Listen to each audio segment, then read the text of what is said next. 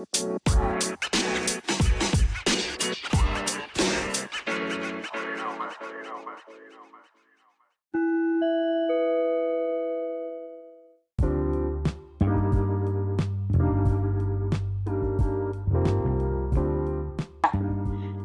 teman-teman, selamat datang kembali di podcast Buku Lembaran Pelajar Dana Pribadi bersama gue, Betari, yang akhirnya kembali lagi setelah digantikan Hakiki 2 minggu yang lalu.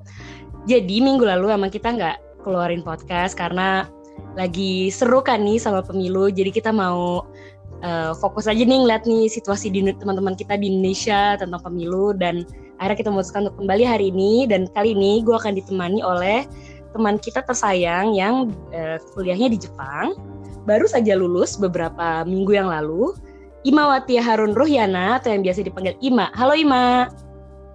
Hai, thank you Tari. Sama-sama. Ima, gue mau ucap. Pertama-tama nih gue mau mengucapkan selamat ya atas graduation-nya. Thank you banget. Udah 1 bulan lalu ya. 1 bulan lalu ya, oke.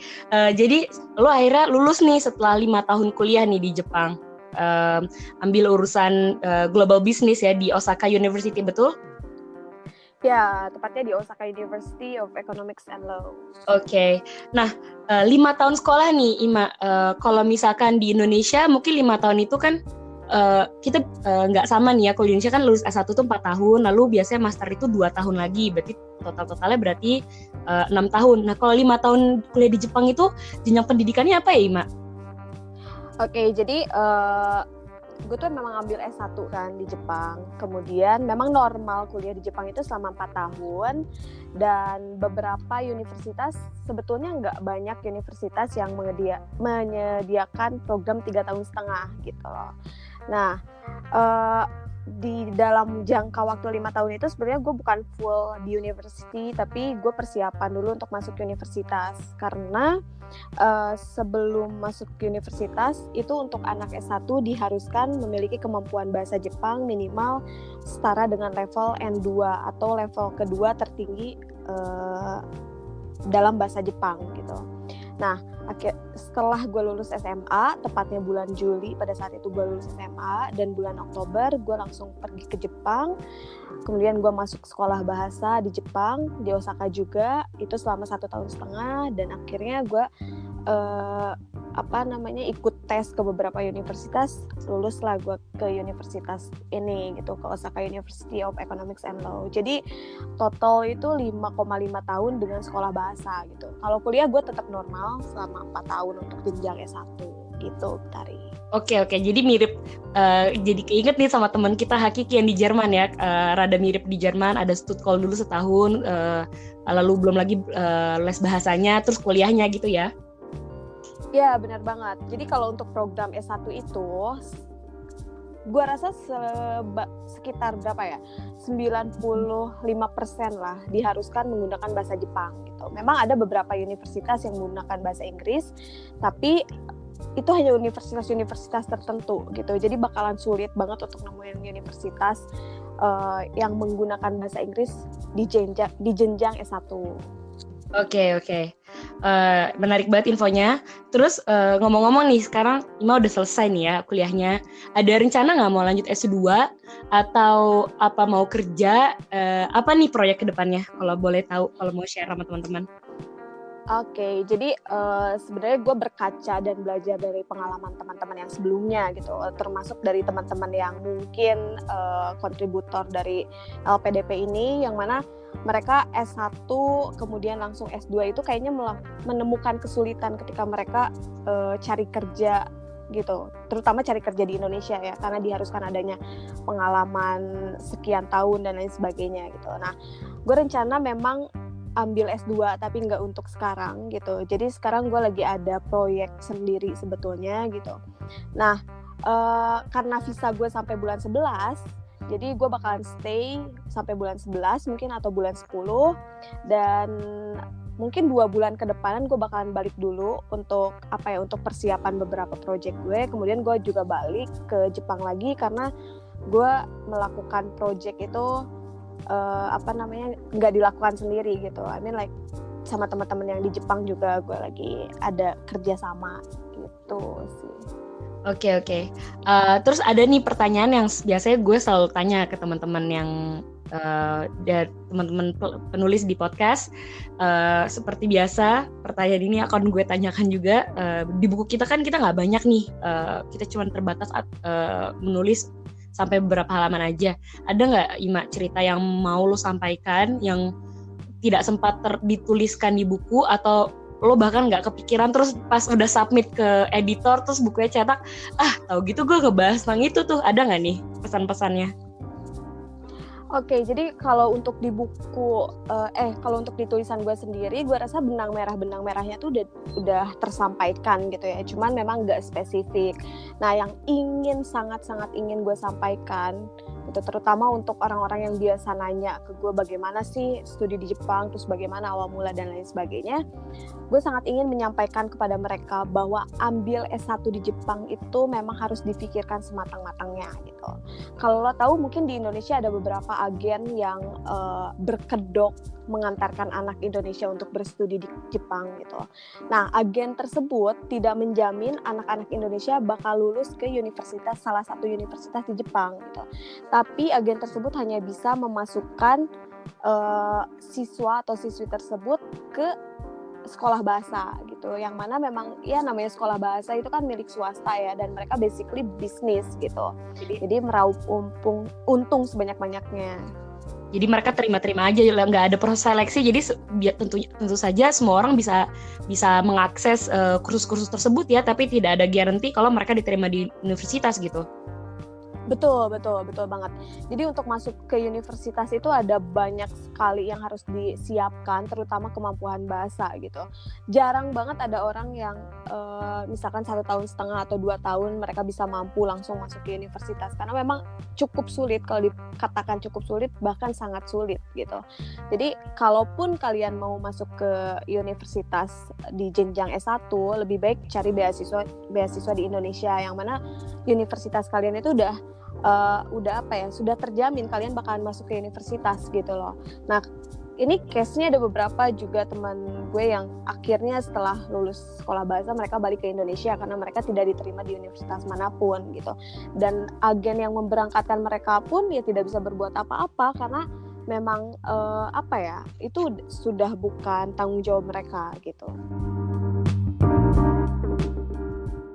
Gue kira nih fenomena agen-agenan ini tuh cuma di Jerman sama di Jerman sama Perancis aja nih, karena emang kalau gue boleh curcol, gue banyak banget ngelihat, gue pribadi tuh berangkat ke Perancis tanpa agen ya, gue belajar bahasa Perancis dan sebagainya, dan gue tuh ngelihat teman-teman yang pakai agen tuh udah bayar mahal banget, terus mereka semua tuh banyak yang, terutama orang tuanya tuh banyak yang ngira anak gue pasti bakal dapat kuliah nih gitu, tapi ternyata cuma diboyong ke Perancis, ditaruh di lembaga kursus bahasa terus selesai gitu.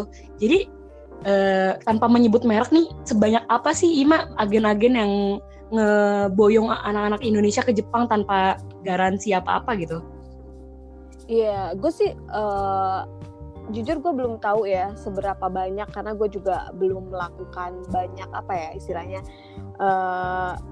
gak banyak cari tahu gitu loh. Cuman pas zamannya gue itu masih belum terlalu banyak, tapi sekarang setelah gue dengar itu lebih parah banget menjamur. Jadi mereka tuh betul-betul hilang tanggung jawab gitu loh, yang paling parah. Dan kalau misalkan ada jaminan untuk masuk untuk masuk universitas, ya gue rasa nggak ada masalah lah ya, karena memang dari awal mereka harus mengeluarkan uang banyak. Kalau ujung-ujungnya nggak ada hasil kan juga sayang gitu loh, apalagi orang tua mereka udah naruh harapan besar gitu. Nah, sebenarnya ini sih yang pengen gue bahas lebih mendalam di dalam buku gitu, karena jujur banyak banget yang kayak email gue, terus hubungi gue secara personal, terus juga lewat Instagram dan lain sebagainya, nanya terkait dengan studi S1 di Jepang gitu loh.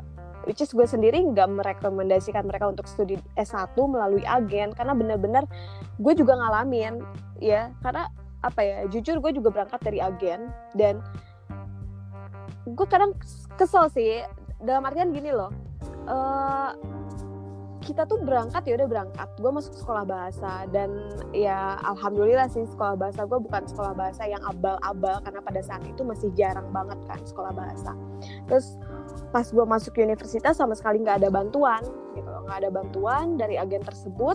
Nah setelah gue masuk universitas itu kadang-kadang agen tersebut minta untuk dipromosikan gitu loh perusahaan mereka. Nah itu yang paling yang apa ya, paling gue selalu sampaikan gitu sama teman-teman yang pengen tahu bagaimana sih sekolah di Jepang untuk S1 gitu sih, Tari. Oke. Ya jadi buat teman-teman yang mendengarkan, ini bukan berniatan ngancurin bisnis orang lain ya, tapi memang sebelum teman-teman mau berangkat ke luar negeri, mau memilih agen, memang hati-hati banget lihat dulu, karena gini teman-teman, sebetulnya juga bukan salahnya agen yang tidak bisa menggaranti teman-teman masuk ke universitas, karena siapapun tidak bisa menggaranti gitu. Tidak ada yang bisa memastikan, oh kamu kalau masuk agen kita, kamu pasti masuk ke sekolah tertentu gitu, karena tidak ada. Jadi memang kalau misalkan ada agen yang menggunakan jaminan ini sebagai iming-iming biar dapat klien, itu mohon jangan dipercaya, karena banyak banget ini terjadi di mana-mana, dan ujung-ujungnya ya banyak yang akhirnya gagal, atau mereka terpaksa stay dan mengeluarkan uang lebih banyak lagi, dan akhirnya ya karena gini, kenapa gue bilang mengeluarkan uang lebih banyak lagi, banyak negara seperti, mungkin ini bukan kasus IMA ya, gue nggak terlalu paham nih mengenai sistem pendidikan di Jepang, tapi misalkan kalau kasih contoh di Jerman atau di Perancis, biasa kan kita tahu kalau di kuliah di negara-negara tersebut kuliahnya gratis. Jadi pasti agen-agen ini akan menjual, bilang kuliah gratis, kuliah murah, dan jadi kalau ibaratnya bayar agen beberapa puluh atau ratus juta, ya nggak sebanding lah.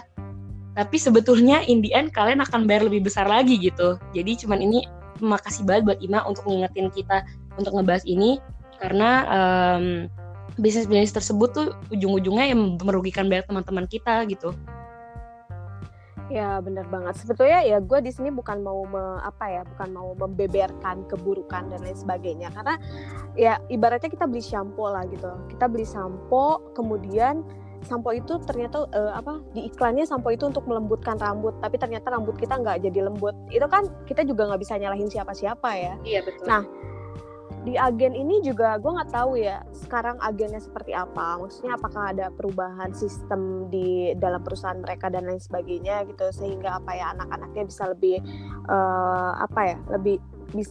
mudah masuk ke universitas dan lain sebagainya. Cuman ya di sini kita sama-sama belajar lah, kita sebagai pemimpi yang ingin sekolah di luar negeri, dan agen-agen yang memberangkatkan siswa atau siswi Indonesia yang punya mimpi besar, ya sama-sama belajar gitu loh.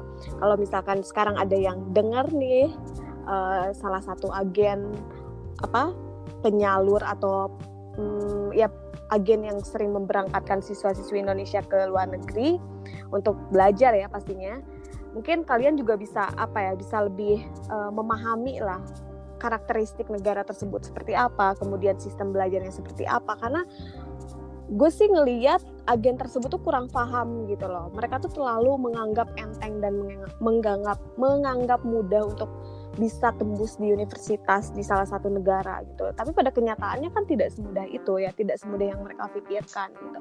Jadi harus lebih konservatif lah kalau untuk agen-agen tersebut ya, lebih konservatif. Terus jangan selalu menceritakan yang indah-indahnya aja gitu. Ceritakan juga ya memang kenyataan yang ada gitu untuk siswa dan siswi yang ingin belajar di luar negeri. Itu aja sih. Jadi bukan niat gue untuk menjatuhkan atau menghancurkan bisnis orang, enggak. Dan siapapun kalian yang ingin berangkat lewat agen ya silakan gitu. Tapi kalian harus benar-benar tahu seperti apa agen tersebut. Terus kalian juga harus benar-benar siap as in ya mental kalian. Kemudian juga ya segala hal lah, finansial kalian juga gitu. Jangan teriming-imingi dengan kalian bisa part time job loh nanti, jadi kalian tidak terlalu menyusahkan orang tua gitu. Itu tuh jangan terlalu dipercaya lah kalau menurut gue, gitu aja sih. Menjual mimpi banget ya, padahal mungkin yang mereka kurang sadari adalah mereka ini bermain dengan masa depan seseorang gitu, masa depan banyak orang yang yang mereka berhasil jualkan mimpinya itu gitu. Jadi ya Ima, bener banget semua hal yang lo bilang tadi, gue setuju banget. Semoga makin sedikit atau bahkan tidak ada lagi teman-teman yang terjebak di lubang agen pengirim mahasiswa ini ya. Ya benar, intinya lebih konservatif aja sih untuk entah itu untuk agen tersebut atau untuk kita yang pengen berangkat melalui agen, lebih benar-benar dipelajarilah segalanya gitu, jangan asal percaya, jangan asal kemakan omongan gitu.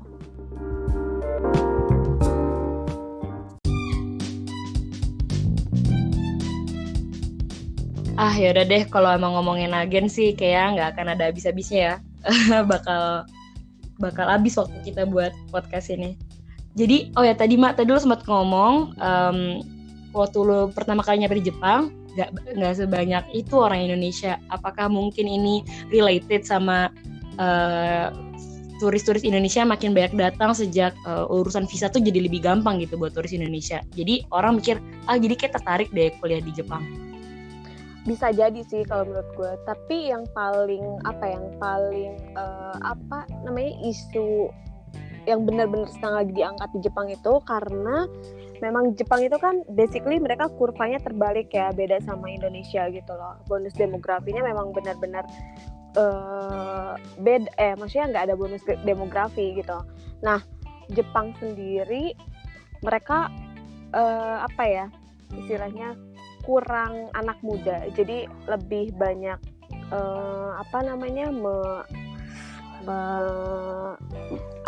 membuka peluang untuk orang luar negeri bisa datang ke Jepang gitu, terutama bagi mereka yang nanti kuliah di Jepang, kemudian mereka lulus dan peluang untuk bisa kerja di Jepang itu sangat-sangat besar gitu loh. Jadi intinya sih kalau menurut gue bukan karena hal lain ya, melainkan karena ya memang mereka kurang orang aja di dalam negerinya sendiri gitu. Jadi mereka butuh orang-orang dari negara lain, butuh maksudnya untuk memperlancar segala urusan mereka, segala bisnis mereka yang sekarang relasinya besar dengan luar negeri itu, ya mereka butuh orang-orang dari negara tersebut gitu loh, terutama orang Indonesia, karena relasi bisnis Jepang dengan Indonesia itu sangat-sangat luas dan sangat-sangat banyak gitu loh. Jadi memang untuk orang Indonesia sendiri mereka mungkin lebih sedikit dipermudah lah ya untuk studi di Jepang. Tapi kalau untuk turis bisa, kalau kita tahu ada e-passport yang mana selama 2 minggu orang Indonesia dipersilahkan untuk datang ke Jepang gitu loh. Tanpa harus bikin passport tersebut. Iya, tanpa harus bikin visa. Dan ini tadi lo bilang jadi chance kerja di Jepang untuk orang asing itu makin besar ya, dan ini berlaku di banyak industri atau di beberapa industri tertentu aja nih, Mak? Betul, besar sekali gitu. Ini berlaku di seluruh industri sih kalau menurut gue pribadi. Tapi satu hal yang perlu diingat itu meskipun Jepang membutuhkan banyak sekali orang luar negeri untuk kerja di dalamnya, kemampuan bahasa Jepang tuh memang nomor 1 gitu. Jadi siapapun yang tidak memiliki kemampuan bahasa Jepang itu akan sedikit kesulitan untuk meraih kerja di Jepang, walaupun memang kesempatannya banyak gitu. Jadi mungkin industri yang paling dominan itu kalau dengan Indonesia ya terkait dengan industri mobil gitu, otomotif, dan industri teknologi mungkin ya kalau dengan Indonesia. Kemudian juga kalau untuk dengan negara lain seperti Thailand, seperti Vietnam, mereka lebih membutuhkan service seperti gue nggak tahu bahasa Indonesianya apa sih. Kaigo itu bahasa Indonesianya kayak perawat gitu loh, perawat untuk orang-orang yang udah tua di panti jompo dan lain sebagainya, tuh kebanyakan membutuhkan orang dari Vietnam atau dari Thailand gitu. Kenapa? Karena anak muda Jepangnya sendiri mereka tidak ada ketertarikan untuk bekerja di bidang itu. Seperti itu. Tapi nih ada yang perlu diingat. Ini beberapa waktu lalu gue sempat ngobrol sama salah satu orang yang yang kerja di pemerintahan Indonesia di Jepang. Dia bilang kalau e-passportnya Indonesia itu sedang dalam pertimbangan oleh pemerintah Jepang gitu. Jadi pemerintah Jepang sempat berpikir bahwa e-passport untuk Indonesia alias bebas visa untuk Indonesia ke Jepang itu akan ditarik gitu. Kenapa? Karena katanya banyak orang Indonesia yang bikin masalah di Jepang. Kemudian juga banyak mereka yang membuat kerusakan atau keonaran lah di Jepang gitu. Jadi ya sangat disayangkan sih kalau menurut gue pribadi. Wah, ini jujur gue baru tahu nih. Ya gue juga belum pernah ke Jepang sih ya, jadi gue nggak tahu, nggak pernah ketemu teman-teman Indonesia yang di Jepang. Sangat disayangkan ya. Padahal ini tuh udah chance-nya udah bagus banget buat Indonesia buat bisa traveling tanpa harus ngurus visa. Karena mungkin memang seperti yang teman-teman ketahui, dengan paspor Indonesia kita nggak bisa ke banyak negara tanpa tanpa visa ya. Dan itu ribet banget mau apply visa, dan nggak hanya ribet tapi biaya juga ya. Oke. Iya, betul. Oke, cukup kaget sih gue dengar kabar ini, karena sayang banget gue yang belum pernah ke Jepang dan kepingin banget kesana buat liburan jalan-jalan. Aduh, semoga gue sempat kesana sebelum hal-hal ini dicabut ya. Oke,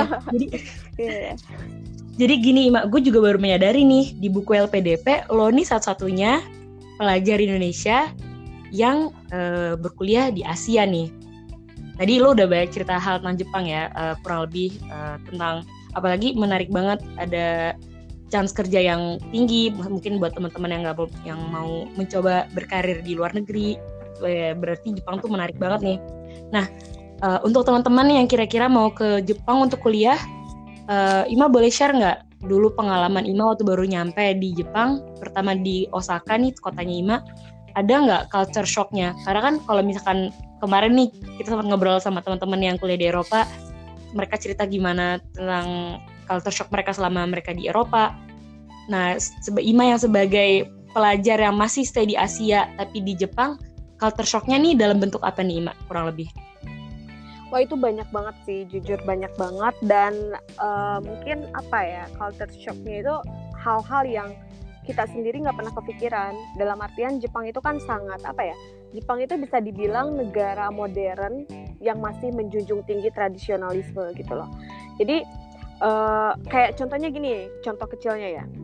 Kalau kita berbuat sesuatu untuk orang Jepang, mereka tuh akan merasa terbebani, dan bebannya itu akan menjadi beban seumur hidup. Misalkan kita sempat nolong mereka nih berupa pertolongan ya, berupa uang atau apapun itu, pasti mereka akan selalu berpikir kalau ini tuh beban hidup gitu loh. Jadi kalau misalkan kita ngasih sesuatu ke orang Jepang, ini contohnya kalau pas ulang tahun nih ya, gue kan banyak banget punya temen orang Jepang, karena dulu pas masuk universitas, angkatan gue tuh cuman gue satu-satunya orang Indonesia ya. Mau nggak mau gue harus banyak gaul sama orang Jepang untuk memperlancar juga kemampuan bahasa gue sih sebetulnya. Nah, terus beberapa kali gue ulang tahun, ada teman-teman deket gue yang orang Jepang itu nggak pernah ngasih gue kado yang kayak orang Indonesia biasa kasih gitu. Mereka tuh paling ngasih gue kayak cemilan-cemilan kayak coklat, ciki. Kenapa? Karena mereka pikir kalau mereka ngasih hal yang besar ke gue, maka gue juga susah untuk gue harus mengembalikannya gitu. Mereka itu intinya nggak mau merepotkan lah gitu, nggak mau merepotkan kita. Jadi sebisa mungkin mereka kasih yang sederhana supaya kita juga bisa mengembalikannya secara mudah gitu saat nanti mereka ulang tahun. Pertama itu, terus kemudian kedua kalau kita mau ngasih sesuatu misalkan sama profesor atau misalkan sama teman bisnis kita, itu kita bakalan dilihat, ini kue asal dari mall mana misalkan, ini kue harganya kisaran berapa, packagingnya seperti apa, itu akan menjadi suatu suatu yang berharga lah untuk mereka. Jadi ketika mereka lihat packagingnya bagus dan beli di mall-mall tertentu, mereka akan merasa sangat-sangat dihargai. Itu sih, ya itulah salah satu contoh kecilnya gitu, yang mungkin kita sendiri nggak bisa sadar gitu. Dan satu lagi, jadi gue ada project kan dengan orang Jepang, terus pas beberapa kali gue meeting, dia ngomong, orang Jepang itu mungkin mereka nggak akan berbicara berkenaan dengan uang dan lain sebagainya gitu. Tapi kita sendiri yang harus ngerti gitu loh. Orang Jepang itu nggak bisa apa ya, nggak bisa kayak ngomong secara langsung gitu. Beda sama orang Indonesia. Kalau kita butuh sesuatu ya kita langsung ngomong gitu. Kalau kita apa ya, nggak enak akan sesuatu kita langsung ngomong gitu. Dan orang Jepang itu bukan tipikal orang seperti itu. Jadi kitanya sendiri yang harus benar-benar memahami gitu. Itu Jadi sih mereka, yang paling gue jadi mereka punya budaya yang gak enakannya lebih parah daripada yang di Indonesia. Karena kan gue juga menyadari di Indonesia kadang kita juga ada yang orang yang bisa ngomong, ada yang nggak bisa ngomong sama sekali gitu. Karena itu pun yang gue sadari ketika gue nyampe sini di Prancis, gue kayak walaupun gue nggak suka gue iyain aja gitu. Dan di Jepang ternyata lebih parah ya. Iya, betul banget gitu. Dan mungkin Jepang itu kurang lebih sama lah ya sama Prancis. Jadi mereka tuh menjunjung nasionalisme yang tinggi dan mereka tuh punya gengsi yang besar gitu loh. Ya terlihat dari banyak sekali orang Jepang yang nggak bisa bahasa Inggris, sama kayak orang-orang Prancis yang nggak terlalu banyak orang-orang yang bisa bahasa Inggris. Nah itu tuh salah satu hal yang ya itu juga bisa menjadi apa ya, jadi hal yang besar lah di Jepang gitu. Maksudnya rasa nasionalisme mereka yang terlalu tinggi juga gitu. Oke, kalau nasionalisme Jepangnya tinggi itu kita semua udah sejarah banget kali ya. Kita semua tahu gimana dari zaman dulu perang sampai akhirnya ke bawah ke dunia modern sekarang gitu. Jadi ya, betul. Itu masih kuat banget di apa ya, di otak mereka gitu ya. Betul. Terbukti dari kalau misalkan kita beli sesuatu terus barang orang Jepang, pasti mereka akan bilang kayak ini made in Japan loh katanya. Dan mereka tuh selalu membanggakan hal itu gitu. Tapi memang betul kualitasnya memang tidak perlu dipertanyakan ya. Lo tahu sendiri lah gimana kualitas barang-barang Jepang gitu kan. Iya betul. Apalagi di api tetangga yang punya reputasi yang terbalik ya, pasti mereka punya rasa pride yang lebih tinggi gitu. Karena tetangga sebelahnya. Oke, menarik, lucu. Terus gini nih, ngomong-ngomong tadi kultur Jepang, kita semua tahu nih kan work ethic orang Jepang tuh tinggi banget, bahkan saking tingginya kadang untuk bagi negara lain kita shock gitu, gila mereka kerja banyak banget gitu. Nah ngomong-ngomong kerja nih, gue tadi dengar informasi sedikit nih mengenai pergantian kaisar Jepang nih. Mak cerita dong kalau kurang lebih nih situasinya kayak gimana di Jepang sekarang. Oke, jadi sebetulnya ini merupakan bulan atau tahun terakhir. Bulan April ini adalah tahun terakhir untuk tahunnya Jepang sekarang. Kalau kita bisa bilang tahunnya sekarang itu namanya Heiwa gitu. Nah, gue pribadi lahir itu di tahun 7-nya Heiwa gitu, dan sekarang udah tahun 31. Kemudian karena biasanya pergantian kaisar itu dikarenakan kaisarnya meninggal gitu. Nah, untuk pergantian kaisar kali ini memang sedikit ada pengecualian karena kaisarnya sendiri sudah mengundurkan diri, dalam artian kaisarnya sudah kurang mampu lagi mungkin ya untuk memimpin Jepang, yang pada akhirnya beliau mengundurkan diri kemudian diganti oleh anaknya yang nanti mulai bulan 5 akan menjadi kaisar baru gitu. Nah, dari bulan 5 sendiri tahunnya Jepang itu akan berubah menjadi Reiwa namanya. Reiwa itu seperti apa ya? Kalau misalkan diartikan dalam artian yang besar, itu tuh ada sebuah kesuksesan atau perdamaian lah kalau bisa diartikan ya. Kalau gue nggak salah nih ya. Kemudian ya kurang lebih itu sih yang bisa gue ceritakan tentang pergantian tahun Jepang. Lebih spesifiknya sih kita juga masih kurang informasi. Mungkin nanti akan lebih dijelaskan setelah legalisasi mungkin ya, tanggal 1 Mei nanti yang akan benar-benar berubah menjadi tahun barunya Jepang gitu. Akan menjadi tahun pertama lagi.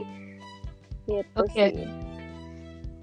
Tadi gue juga kurang menjelaskan tadi kenapa gue ngaitin work ethic sama pergantian kaisar, karena tadi gue dengar ada berita katanya dengan kaisar yang baru ini mereka mau menambah hari cuti untuk pekerja di Jepang gitu, ditambah 10 hari. Terus orang-orang Jepang, ya ini agak anekdot lucu aja sih, orang-orang Jepang jadi bingung lah kalau kita punya 10 hari lebih untuk libur, kita ngapain di rumah gitu kan. Jadi karena emang udah related sama working culture-nya mereka gitu. Iya benar.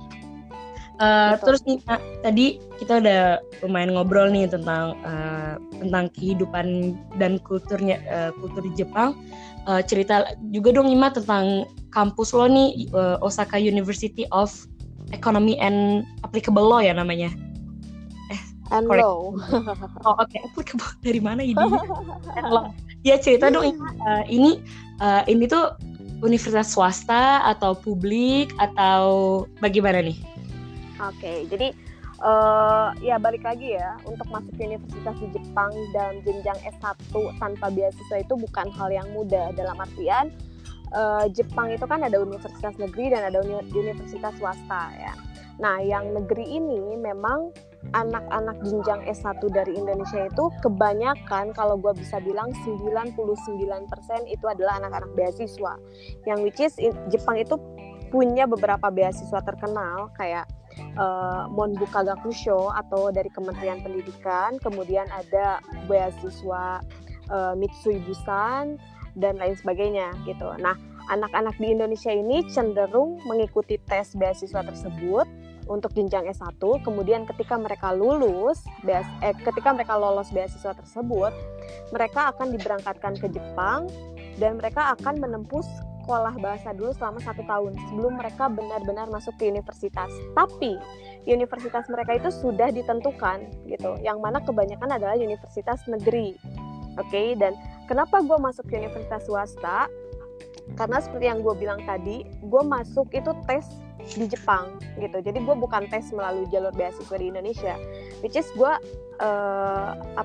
bersaing dengan seluruh mahasiswa-mahasiswi di dunia gitu loh, di luar negeri lainnya gitu, yang sama-sama ikut tes dan akhirnya ya gue mendapatkan universitas swasta. Memang dari segi tuition fee dan lain sebagainya itu agak sedikit lebih mahal, tapi gue sempat dengar sih ada beberapa negara yang kalau orang luar negeri itu justru tuition fee-nya lebih mahal gitu. Nah, Jepang sebaliknya, kita itu maksudnya pemerintah Jepang itu punya kebijakan, jadi untuk orang luar negeri itu tuition fee-nya lebih murah, jauh dari orang-orang Jepang gitu. Nah, singkat cerita, gue masuk ke universitas swasta yang mana di dalamnya itu belum terlalu banyak orang Indonesia. Kemudian di angkatan gue pribadi cuman gue satu-satunya orang Indonesia gitu. Nah, memang universitas gue tuh fokus di economics and law seperti namanya gitu. Nah, untuk law sendiri karena mungkin agak susah ya belajar bahasa Jepang, belajar law menggunakan bahasa Jepang. Akhirnya setahu gue di angkatan gue tuh cuma ada satu-satunya anak luar negeri, dan itu pun dari Tiongkok gitu yang masuk ke fakultas law gitu, Tari. Oke. Ima, thank you banyak nih buat informasi-informasi yang tadi udah lo sampaikan. Gue mau nanya pertanyaan terakhir aja nih. Biasa kan kalau misalkan kita bicara kuliah ke luar negeri, masih kepikirannya ke Eropa atau ke Amerika atau ke Australia ya. Seperti tadi gue bilang, Ima nih penulis satu-satunya di buku LPDP yang dari negara Asia nih.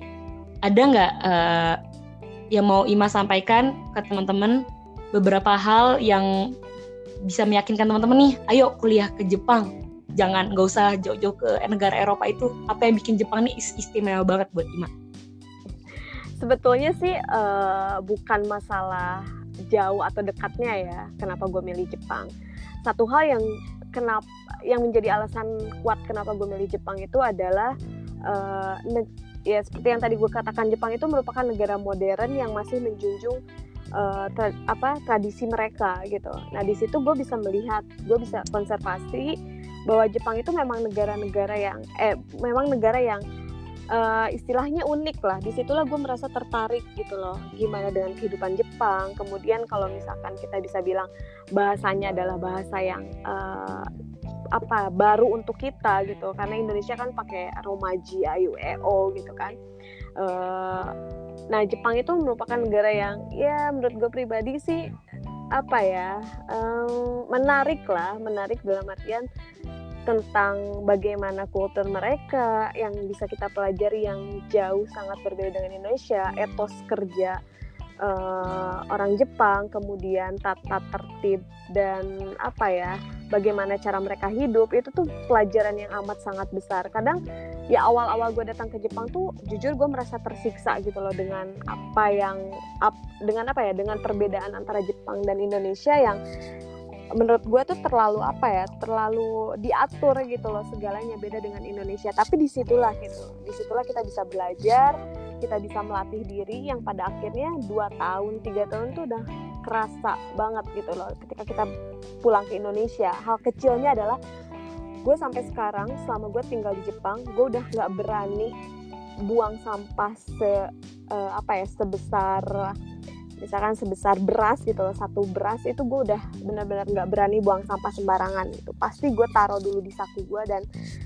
itu tuh hal yang gue rasa gak bisa gue temuin di mana-mana gitu selain Jepang. Itu hal kecil ya, belum lagi tentang kita harus antri dan lain sebagainya, itu sudah menjadi hal-hal yang sangat-sangat lumrah lah di Jepang, sudah menjadi hal-hal yang sangat biasa gitu loh di Jepang. Terus juga aware kita terhadap bencana alam, itu yang harus kita pelajari juga lah, yang ya itu yang yang jadi poin plus di negara Sakura ini menurut gue.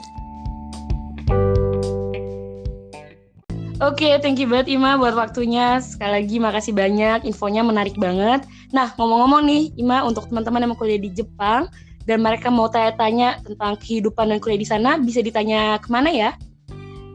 Oke, sama-sama Betari. Jadi untuk informasi kontak yang nanti kalian bisa hubungi terkait dengan studi di Jepang. Oh ya, sebelumnya terima kasih juga untuk Betari yang udah meluangkan waktunya menjadi moderator pada podcast kali ini. Sama-sama. Jadi untuk kontak-kontak yang bisa dihubungi, mungkin gue bisa rekomendasikan yang paling lengkap adalah PPI Jepang. Kenapa? Karena mereka itu biasa menyediakan informasi bukan hanya tentang beasiswa, tapi informasi tentang non beasiswa juga gitu. Nah, jadi buat teman-teman yang pengen studi di Jepang atau pengen tahu berkenaan dengan informasi belajar di Jepang, kalian bisa hubungi atau mungkin bisa pantengin Instagramnya PPI Jepang, karena menurut gue Instagram ini sekarang salah satu hal yang paling mudah diakses dan kayaknya semua orang Indonesia mengakses gitu. Jadi gue rekomendasikan untuk mantengin Instagramnya PPI Jepang gitu. Itu aja sih. Dan buat teman-teman yang penasaran gimana sih Ima menjalankan kehidupannya selama berkuliah di Jepang, bisa dibaca chapternya Ima di buku LPDP, dan kalian bisa dapatkan buku LPDP di toko buku Gramedia terdekat atau bisa dibeli juga online di gramedia.com. Dan untuk teman-teman yang tidak mau kelewatan podcast buku LPDP, jangan lupa follow kita di Spotify atau follow kita di Instagram di @buku_LPDP. Sampai jumpa minggu depan dan minggu-minggu berikutnya dengan podcast dengan penulis-penulis lainnya. Selamat berakhir pekan, atau untuk yang mendengarkan di awal minggu, selamat mengawali minggu teman-teman. Dadah!